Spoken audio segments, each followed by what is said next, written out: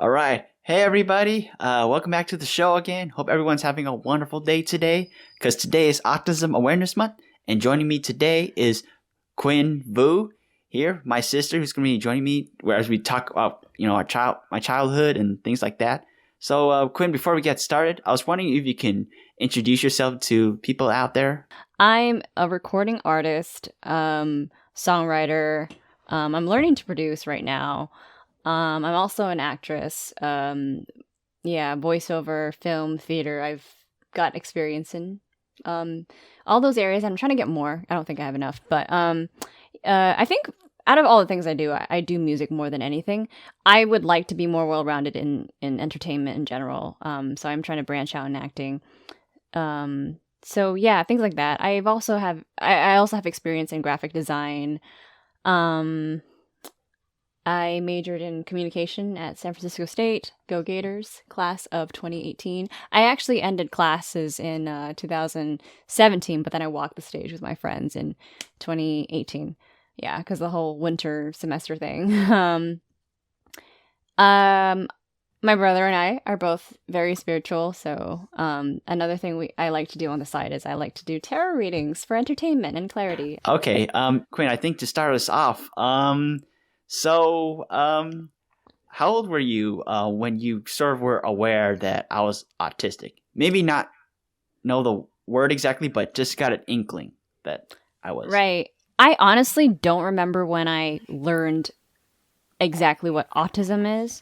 I just remember that I was growing up in school. We're like 3 years apart, so whenever you're a freshman, I'm like a senior. Mm-hmm. Um, I mean, you were only a freshman once, and I was a senior once. But anyway, so yeah, I had spent enough years in school to see that there were kids placed in different classes than me. And when you're a kid, you don't exactly register things in the correct, safe, and just the least harmful way. I think it's important to speak up about these things to be able to talk about the ways that our mindsets used to be, to Mm-hmm. just show that we can open our minds and we can be educated and we should be educated. Um, yeah, so I was in elementary school when I was like, oh well, I always noticed that the majority of the school were quote unquote normal kids, and there were Mm-hmm. popular kids, there were outcasts like me, and then there were the stupid kids, the ones that were in special ed. Of course they're not stupid, but that's kind of how kids labeled special ed kids Right, back in the right. day. And so when I found out that you were in special ed, I think you were evaluated around um, pretty young, before you entered kindergarten. Um, Mm-hmm. and that's when I was like, oh, no, my brother, I feel bad. I feel bad for him, you know? And the thing is, I I was gotcha. never mean to the special ed kids. I was actually very nice. One of the reasons why I wasn't mean was because one of my teachers, Sharon D'Angelo, she was my first grade teacher. She and the other teacher, Miss Coofer, Oh yeah, who I remember. yeah, so she led the special ed program at our elementary school. And she and Mrs. D'Angelo would kind of integrate our classes every now and then. Um, Back when I was a kid, I didn't see why. I just thought, oh, okay, well, we're all just trying to get to know each other. Sometimes the other ones would be made, the special ed kids would be made fun of. And as for me, I was just like, oh, well, I don't know. I just kind of like made friends with everybody. Also, like I was a bit of an outcast myself, so I did find it easier to sort of not fall into that bullying narrative, because I was one of the bullied rather than the bully. Um, Mm-hmm. yeah, Shared I experience. had, yeah, exactly. I had eczema, and when you're like 6 years old, everyone around you has like perfect skin, and if you have eczema and everyone around you is 6 years old, you're the one that stands out. So I got bullied for that, and yeah, and there was like this other kid with a port wine stain too, and he was also in special ed, and I don't know, I just kind of like um I was just nice, but then I also thought they were weird. But then I kind of felt like the in between because I was an outcast. There were the popular kids, and then there were the special ed kids. So I definitely put people in boxes, but I think people learn as they open their minds. You know, the world is gray. Yeah. Right. Right, definitely. I think that what you have is just a normal experience kids have. And I think that's something that not a lot of people get because as a kid, you know, we tend to generalize a lot. You know, things like disability awareness, things like bipolar, those things are really difficult to talk about. So I guess it's sort of like how, like sometimes teachers, they put things in a simplistic way just so like the kids don't ask questions or because they're not sure if the kids could trust them. So I think what experience you had is actually pretty understandable for a lot of people, though, for sure, though. And honestly, like I don't really have any ill will for anyone who thinks that way, though. I think it's just the fact that people aren't aware, and this is why it's really important to talk to people about disability awareness because when I look at people with disabilities, I don't see them as like stupid or that, and I'm one of them. But I see them more as like, they have, different struggles. They struggle this area and that area. And it doesn't help to have these kind of labels or stupid and all of that. Oh, yeah. Yeah. I think like it's important to have these conversations because kids want to generalize first. Like, that's how we learn our way in the world. We're just like, oh, that's red. That's blue. We give a name to everything. That's what we're doing as we're figuring out the world. There's curiosity. And our curiosity dims as we get older, I think. And definitely. So that's why we need to continue to, keep having these conversations. And when kids are young, like that's the perfect time to have these conversations. It's absolutely. Some people get like super turned off, like, oh, I don't want to talk to my kids about like the LGBTQ community or racism. Like, I don't know if they're ready for that. No, like maybe introduce racism in the way that you introduce things like 1, 2, and 3. Just be like, there are people that are Black and there are people that are Asian, and there are beautiful things about each culture. We're all different, but also unique and connected in some way, and we can learn to appreciate other people for being different than where we are. So, and that also definitely ties in with autism as well. Absolutely, though. I think that like. The problem is, I see this a lot with a lot of kids shows. Sometimes I feel like we insult the intelligence of kids a lot. Like we feel the need to dumb down ideas or give them trashy ideas because we think that they're not capable of understanding these complex topics. But especially during this time right now, like, with Black Lives Matter and police brutality and all this stuff, like kids are, whether you like it or not, they're going to see all of this. And I feel it's really important that we start talking about these things because, kids get bullied, they deal with abuse, they deal with all of that. Really dark stuff, though, that I don't think any kind of preparation could prepare you for. So I think having these conversations early for sure is going to help us be more aware of these things, though. I think Mom, Dad, and I can all personally say that, we were definitely, we loved you. No one's ever prepared, especially, as parents, nobody's really ready to have kids. They really just learn along the way. I was the guinea pig because I'm the older sibling. Right. Yeah. Or for you, they try to think, okay, let's see if we can do it better with Ken. Or just try to do better with both, Uh-huh. They really... I mean, it wasn't like, oh, Quinn's like the failed experiment. No, it was more like, okay, how are we going to learn to do better along the way? But... like learning how to raise an autistic child was definitely something that they had to grow up to learn as well as like dealing with my bipolar disorder and also me as a sibling learning how to grow up with a autistic sibling. That was a whole different thing of my that was a whole aspect of my childhood too that definitely impacted me in a positive way. I feel like my compassion is one of my biggest traits that people have commended me for and that I am genuinely proud of. And I think it allows me to be super open, and also, I guess I could somewhat relate to you because I was also an outcast for my own reasons. Right.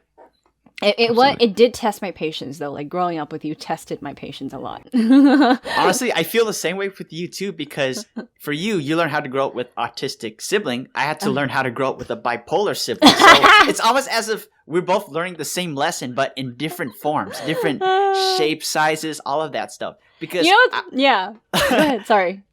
Oh no, I was saying that I was equally impatient as you were equally impatient with me. So we both struggled with the same thing, but I guess back then we just kind of like, why are we facing this? Not realizing we're both dealing with the same thing, just in different forms. I think the cool thing with their parents is that these are the cards that they have been dealt with.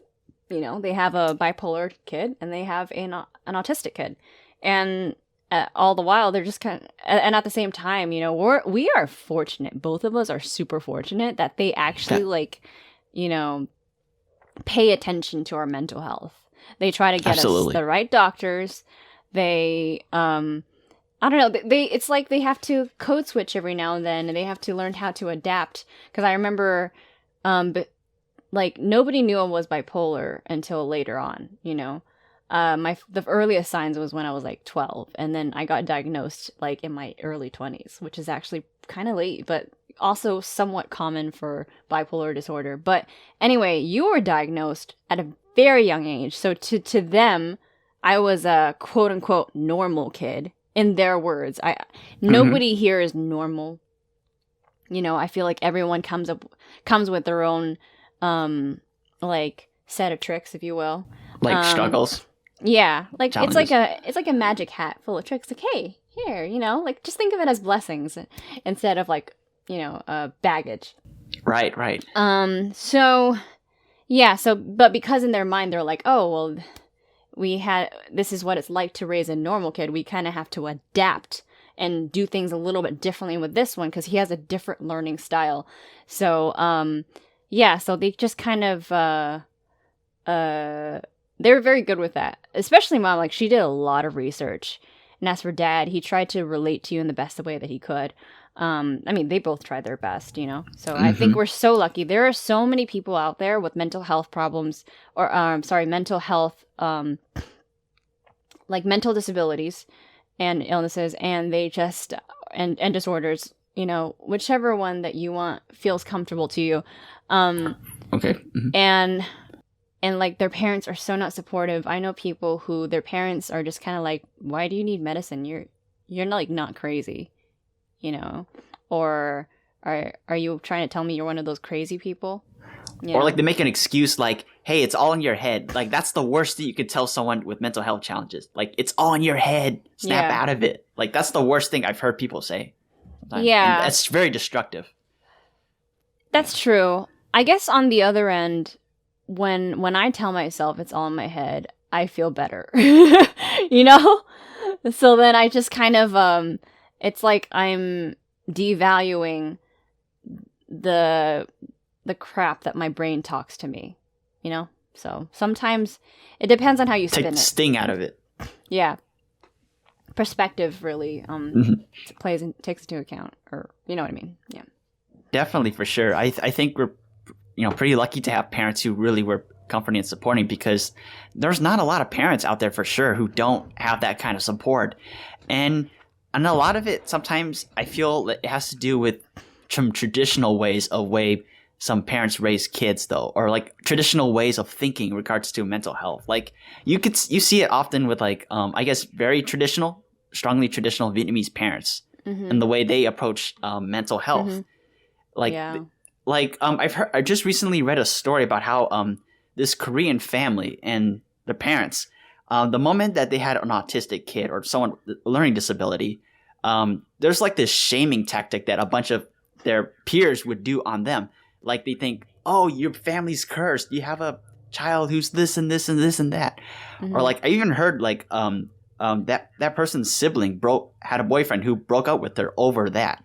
Yeah. Yeah. There's like this huge stigma I'm hearing about over mental illness in for some people, and I think that's we're lucky that we have parents who are kind of away from that or all that. Although it still exists, but parents who didn't fall into that stigma. No, definitely. I think it's common in a lot of cultures that don't place emphasis on psychology and child rearing. And as proud as we are to be Vietnamese, it's not really a strong suit in the Vietnamese culture of raising children, raising a family. Mhm. Yeah, unfortunately. No, so I'm glad that our parents are Americanized to that extent. Yeah. Well, I think it's more about changing like sort of the way we think of mental health, like in general, though. For Right. that, We need to introduce it to across all cultures. All cultures. Yeah. and I mean definitely though, because like out of all people in your life, for sure, parents are ideally the ones that see you every day Mhm. because they're the ones that take care of you. They generally feed you, put you to bed, take you to school, Yeah. all that. Because you can have terrible teachers, but you can have great parents that make up for that. Because I've seen kids who have terrible schools, terrible teachers, terrible friends, but the thing that hold them together was having good parents. Not Yeah. that you can't survive without good parents. There are some who do. It's just very difficult down that way if you have no one supporting you, for sure. Oh yeah, unfortunately, like I think my friend who is gay posted the other day like can anybody relate? What is it like? Does anybody else is anybody else separated from their family cuz I'm feeling super lonely right now. And I was just like, "Oh man." Like it's easy to not um you're basically stuck with your parents for a long time, you know, and you can't choose them. Like you just happen to come out of who you come out of.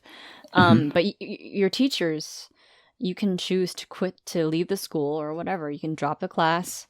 Yeah, I just think that overall, if you want to be a parent, you better be damn ready. Yeah. Exactly. I mean, this is a human being you're bringing to this world, you know? Mhm. Yeah, and Yeah. there's a lot of responsibility. Like you can't just reverse that or take it back. Yeah, not everyone's ready to be a parent. Our parents were just kind of like scrambling around trying to figure out parenthood, you know, as Mhm. I was the first child. So you do learn as you go based on what I know. I'm not a parent, but yeah, but there are just people who aren't prepared for the challenge. That's what I mean to say because yeah, no one's ever prepared to be a parent, but they're just not prepared for the challenge. But it's like you can be prepared for the challenge. There you go. That's what I mean. Yeah.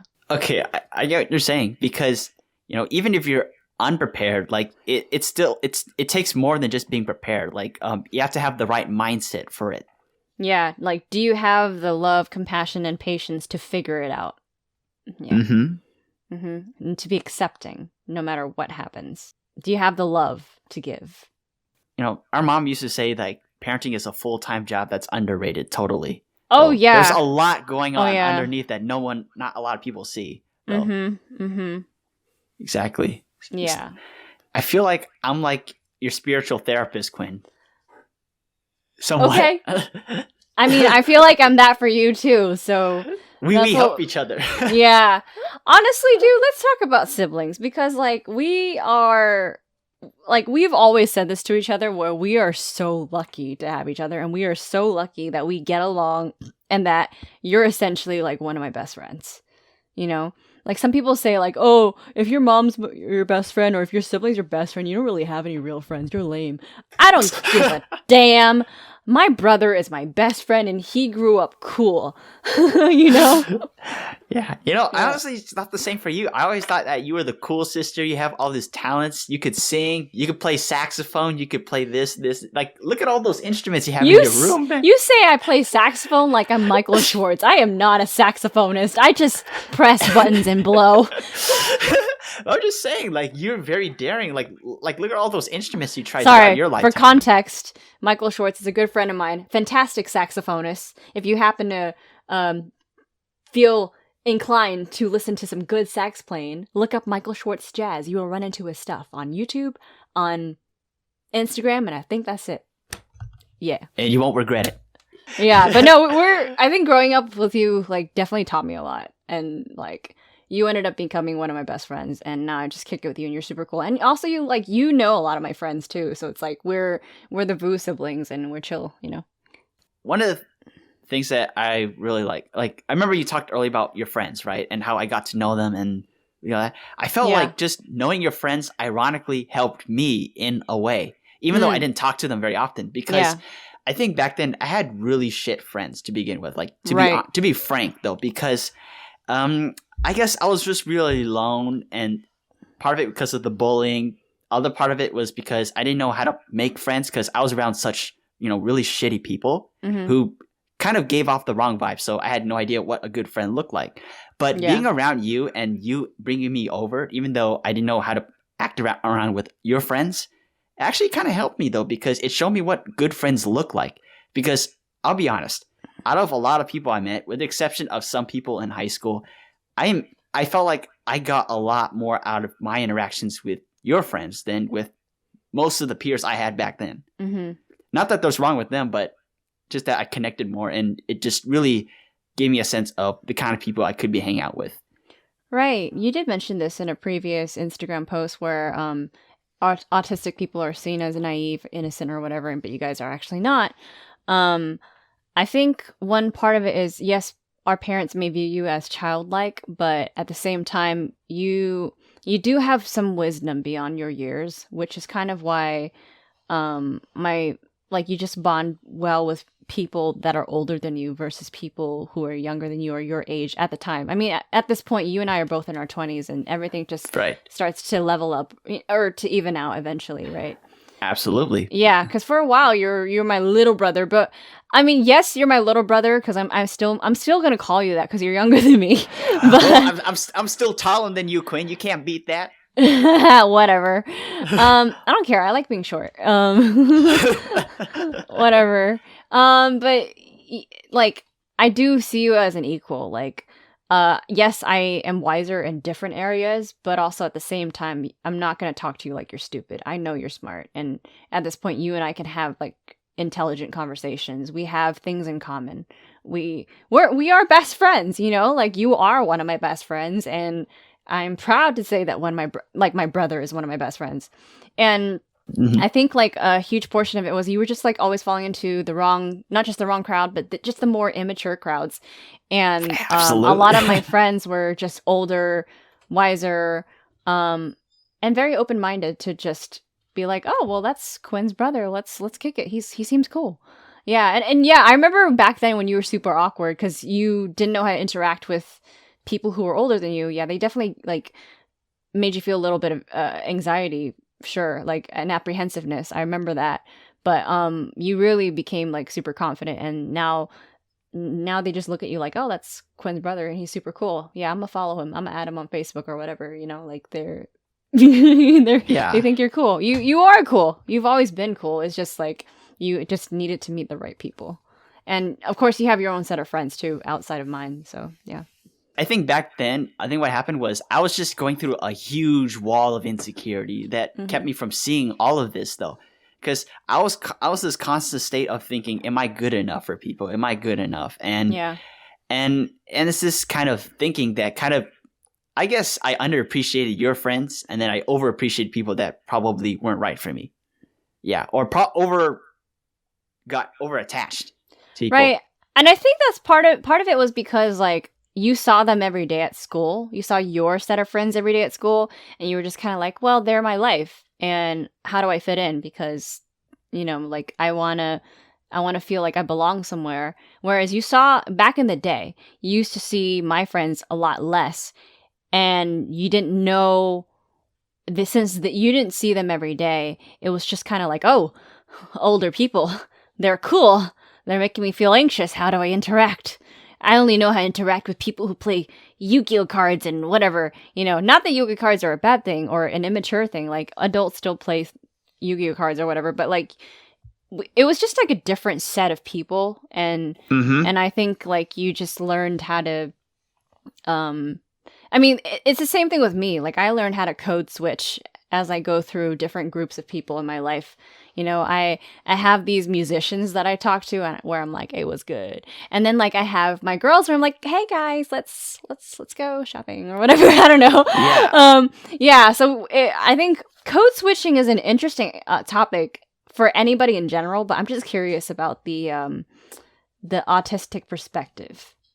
Well, for me, I think the thing about code switching is that one of the problems is that sometimes I I don't know what it is, but from my point of view, sometimes I feel like I think in a different plane than other people. And this happens a lot with people that are my peers because sometimes I feel like I think on a higher plane than other people. Maybe because there's like a, not that everyone's all the same, but there's a general group of people that tend to think the same. Mm-hmm. And sometimes I feel like an outsider, which no one wants to be an outsider for sure, but sometimes being an outsider kind of elevates you to the point where I just end up having this massive ego thinking I am better than them. They can't, I don't have many friends because they can't talk like me. I mean, yeah, I have this kind of weird egotistical mindset that caused me to be more withdrawn. Because you probably have seen this, like in high school, I spent a lot of my days video games and just focusing and completely on school. Like I did not hang out with people at brunch. I just spent that grinding through homework because that was the only thing I had that really made me feel valuable. Because I didn't have that many friends and I was pretty lonely. But the only thing that I felt was really something I was proud of was school. Because that was the only thing that I could do well. School. Yeah. Like I thought, like I'm the way things are the way they are because I'm better than them. A lot of people, they only knew me as the guy who got good grades. Right. For sure. It takes a lot to admit that mentality. And I'm glad that you grounded yourself a little bit more. Sometimes you do get pig-headed, and then me and Mom like have to be like, "Hey, get off your high horse." Yeah. But you are an intellectual, and I'm like I don't like to think of comparing myself as being inferior or more superior than others. Actually, I have more thoughts of inferiority rather than superiority. But I feel like we need to, no matter what topic we're talking about, autism or anything, like I think kind of bringing ourselves to equilibrium. Life is all about balance, and I feel like that's just going to serve us well. If you have an inferiority complex and you're not really giving yourself the credit you need, you're not really loving yourself to the fullest potential, which is not like aligning you with your life purpose. And then if you think you're superior, then I don't know, it just really blocks a lot of barriers from really enjoying life and connecting to people. Like sometimes, yes, you got to admit you're better at some things than other people are, but be kind and understand that everyone is going through their journey and just be open. Yeah. So I don't know. I totally just rambled right there, but I just thought it was interesting to talk about like superiority versus inferiority, and just reiterate that everything is all about a balance, drawing a line. I think it was towards the beginning of college that I really had the chance to kind of reset, start over, start fresh. Yeah. Because even though like I was really good at school in general, though, I mean I still have my setbacks. I felt like I wasn't still at my best, though. Yeah. And part of it was because I did not take that first step to interact with them. Because back then, my mindset of friendship was, I do something that stands out to people, they come to me. But then the thing about friendship, it's a two-way street. You got to come to them first, take time out of your life to come to them. Then that shows that you care about them. Yeah. And then they would do the same for you. I used to think that, they'd come to me. Like... Right. And then there's the whole thing about being unconditionally giving. The humility of just giving where you can and not having to make a show of it, and also not having to expect anything in return. Especially if you really care about someone, even a stranger. If you're, like if you bought like a sandwich for a homeless man or something. In terms of friendships, what I'm trying to tie into is that, like, it's a two-way street. As in, like, if someone isn't giving enough, then you walk the hell away. You don't need to give effort towards someone who isn't giving you any effort back. But at the same time, there's a fine line, and I do want to play a devil's advocate here because not recently, but like in the past year, I've just been dealing with a friend who comes off as very transactional. I know he cares about me, but he comes off as a little bit transactional with his friendship, where it's just like, so I'm not dating right now, but I was involved with a really good friend of mine, romantically, and then there was and then as for my other friend, the transactional one, if you will, let's call him Adam. Okay, so yeah, his real name is not Adam. Just so you know, I do know an Adam, and he's very different. Anyway, Different guy. So, Sorry, yeah. Adam. Right. I don't know. I just thought Adam because I'm like, okay, first man who ever existed on Earth or something like that, right? Anyway, so Adam has a significant other who let's say if I were his sister, I don't approve of her. And I mean, I think everyone should respect who their friends date. They should respect their friends' choices and support them no matter what. And I think my reasons for speaking up was just because, like, if I see something that isn't right, I will speak up. If I see that someone's been abusive, I have to speak up. If my friend is not being treated okay, I have to be like, honey, you deserve better, or whatever, right? And I think because I was just so anti their significant other, because of they were just their behavior was going everything like against everything that I believe in. They almost felt like it was transactional for like the way that they dealt with how they approved or did not approve of the person that I was involved with, you know? Like, I think the person that I was involved with, we can call him Charlie for obvious reasons. Anyway, so Charlie, like, you know, we didn't have the best of dynamics, or just, and like, it hurt me, right? And Adam was upset about it. And I think one day I got upset at what Adam's girlfriend did. And then Adam, out of nowhere, was just like, hey, I extended sympathy towards Charlie. Why can't you do the same for, you know, my significant other? And I don't know. It just came off as extremely transactional. In my eyes, it's not the same situation. You cannot compare my situation to his. Absolutely not. Gosh, and I won't go into detail here, but essentially what I'm just saying is that you can't just be like, oh, I expect this. You know, if I give something, I expect it back. That's selfish. That's how I felt. And I know that this friend loves me and I love him. We're like brother and sister. But yeah, it didn't sit well with me. And so there's a fine line. It's like, okay, you can't invest in people who don't invest in you, but you can't you don't want to come off as transactional. That's the bottom line. Exactly. And this reminds me of something I was reading. I was reading a post about where this guy who runs like Instagram for autistic adults, and he asked, what are the 4 types of friends that you have struggle with navigating with? And one of them was the transactional one. It was the one that you brought up, that relates to what you're talking about. Because the thing about, I think one of the problems that some autistic folks have with friendships is that it can be very difficult for them to distinguish between a genuine friendship and a non-genuine.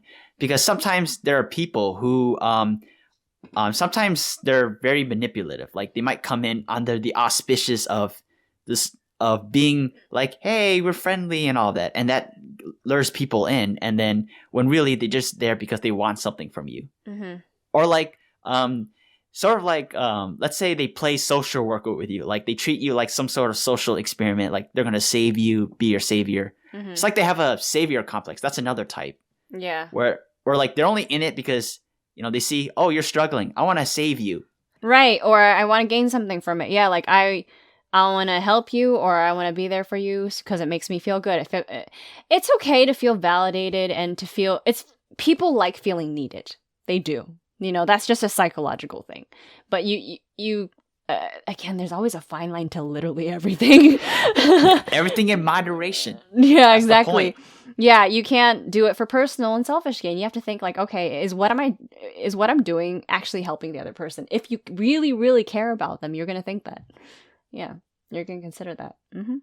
it reminds me of something that you know, a friend once told me that you know, if you really love or know someone, you gotta see every side of a person, even a Yeah. side that you don't like or you don't see, because once you see every side, you understand each side and you love all of them. That's when you Mm-hmm. truly know love someone. Yeah. So it's sort of like character development in a movie. I'm not gonna jump in and be like, hey, we're friends, good, good. I want to take my time to get to know the person, Mm-hmm. and then, you know, get to know them, what drives them, motivates them. And it does two things. For a good friend, for bad friends, it helps me figure out if this is the kind of person I want in my life. Mm-hmm. For good friends, it helps me get to know who they are. So that way, that way I appreciate them even more. Mm-hmm. Like when they do something great or I see them grow. Mm-hmm. Yeah. And those are the kind of things that I care about in friendships. Yeah. Like I may have few friends, but I'm hoping to have quality friends. I think that's what matters. Oh, absolutely. Quality over anything. Yeah. I think people learn that as they grow up because, you know, like a lot of people are pressured to be like, I want to be one of the popular kids and everything just seems cool because the popular kids do have more validation. And I think everybody in life, you know, when you're trying to find yourself, especially as kids, you don't really have a strong sense of who you are just yet. And that's why you're looking for that kind of validation.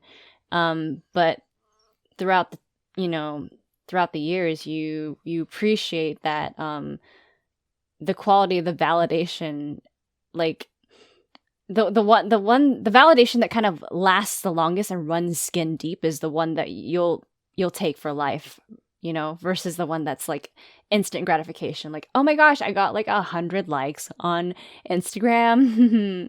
Yay me. Versus like, you know, doing something for yourself that makes your eyes sparkle. Yeah. Mm-hmm. So I think what you're getting here is like, getting at here is actually really beautiful. It's about like just getting that skin deep validation, not instant gratification. Mm-hmm. The general message is just like, be kind, be compassionate, and don't judge a book by its cover. Yeah. Absolutely. And especially like, you know, one of the things I try to emphasize is that, you know, everybody has their own story, you know, and sometimes those stories only come out when you take the effort to dig deep, because you might see this a lot. There might be kids who are lonely, who on the outside they seem happy, but deep down they're just crying for help. And yeah. I think quarantine has really brought that out a lot for sure, Mhm. though, because it really kind of exacerbated a lot of these challenges. Like not only are people kind of feeling forced to be comfortable with themselves or really getting to know themselves more, but also just a lot of sometimes external issues like, you know, relationships, marriages, all of that, you know, really coming into fold too. That really brings me to another topic of how comedy is pain. You know, people don't realize that. I think more people are starting to be aware of it though. Like especially after Robin Williams' death, you realize how much of an icon he is, like when he passed, you know? And at first it was a shock to a lot of people. It was like, oh my gosh, he's so funny. Why did he, you know, want to die? Like sorry if this is triggering for some of you, by the way. Everyone's life is worth living. Everybody. Absolutely. We all come with our gifts to give to the world. And like I said earlier, like don't think of it as baggage. Everyone comes with something, and it is your gift to give to the world. And Ken, he is autistic. His gift, and he's sharing his gift through this podcast. Same thing with Robin Williams. He had a lot of gifts to share with the world, and I guess people just couldn't understand, why he felt the way that he felt about himself. And comedy is a really, it's like a drug or a mask. It is whatever it is to people, you know. I think comedy allows us to reach deep parts of ourselves in ways that that drama doesn't. You know, we're able to talk about really tough things and laugh about it, and I think it's a beautiful thing. So, and it's like it's tragic, but it's also like beautiful because like I remember when me and one of one of my best friends and I used to play Truth or Dare a lot. Actually, we still kind of do. But we started playing it as kids because we wanted to get to know each other. We wanted to be friendly. We wanted to just have something to bond over. But both of us, we met at a time where both of us were really hurting as individuals. And we still are, I think, even after 8.5 years. But Truth or Dare, you know, as fun of a game it is, it's like it's a way to sort of ease yourself into the deeper parts of yourself, you know, if that makes sense, to ease into the tough conversations. And that's what people do with comedy. Yeah, so I think comedic actors have so much depth. I'm not, you know, tearing down dramatic actors. I just feel that Right. it's harder for dramatic actors, just from observation. I'm generalizing completely, just want to put that disclaimer, but from what I've noticed is that it's hard for dramatic actors to switch to comedy, and you know, comedic timing is like you either have it or you don't, or you have to find some way to pick it up, right? And then for comedic actors, switching from comedy is not that hard. You know, you have Steve Carell, you have Will Smith, Robin Williams, Melissa McCarthy, Barbara Streisand. Like, you have all these amazing, funny people who are able to reach such deep parts of themselves. Why? Because they're doing it already. Just because they're laughing, you know, doesn't mean that they can't reach these parts of themselves on camera. And I think that's just such a beautiful part of comedy. Oh, absolutely. The more hard conversations we have, the better we understand each other. And I think that's really the most beautiful way to put that out there. Mm-hmm. I think comedy is just one of those ways that gets us to that point. Yeah, exactly. Oh, my nose is itchy. All right, Quinn, I want to say thank you for coming on and really coming. I really enjoyed the conversation. I really enjoyed a lot what we talked about. I felt like it was kind of cathartic for me, though, because it allowed me to revisit a lot of old things that I sometimes takes another point of view to really understand, for sure.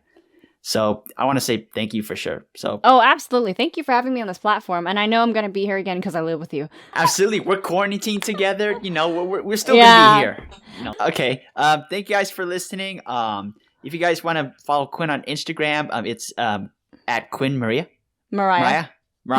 Quinn Mariah. I'll put all the details down in the podcast description, all the things we talked about. Don't worry. I'll put in the podcast description. Thank you guys for listening, and hope you guys stay tuned for more from the Autism Experience. So take care. Peace. Good night. Hey, thank you guys so much for listening to my podcast. If you guys like this channel, check out and subscribe to it on YouTube, Spotify, wherever you guys get your podcasts. For social media, you can follow my Instagram account at The Autism Experience. Thanks for listening, and stay tuned for more from The Autism Experience.